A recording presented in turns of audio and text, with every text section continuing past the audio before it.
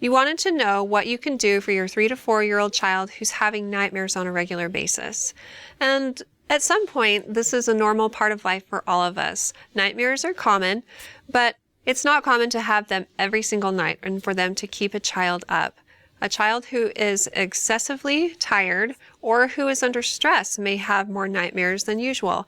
And so, it's kind of like what came first, the chicken or the egg. If your child has a lot of nightmares and they're up a lot and they're excessively tired, then they're more likely to have more nightmares. And so what do you do to stop the cycle? It's really important to react appropriately when a child has a nightmare. Go to your child as soon as you can and reassure them of reality. What's real and what's not. And one thing that really helped us when our son was having a lot of nightmares was to ask him what happened and then to finish the story in a different way. Turn it into something lighthearted or funny that made him laugh.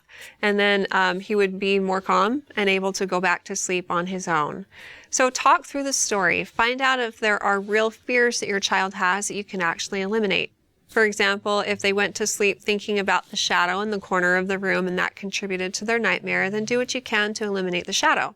The things a child does during the day and right before sleep can contribute to their dreams. And so do what you can to minimize scary stimulus during the day and especially before bedtime. Also limit electronics and TV prior to bedtime and put your son to sleep around the same time each night following the same routine.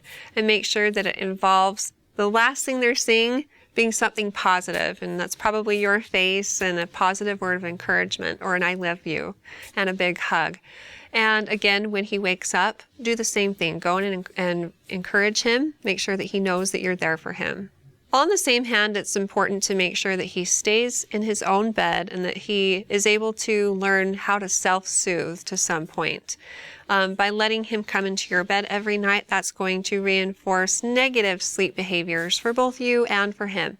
So do what you can to keep him in his bed. If he wants a nightlight and feels like that would help, then you can introduce that to see if it makes a difference. If all of these suggestions aren't really making a difference, especially if his nighttime wakings are affecting his ability to function during the day or you notice a difference in his behavior, talk with your pediatrician, and after asking more specific questions, they'll determine if further investigation or intervention is warranted. If you have more questions in the future for me, feel free to ask them on our Intermountain Moms Facebook and Instagram pages, and recommend us to your friends and family too.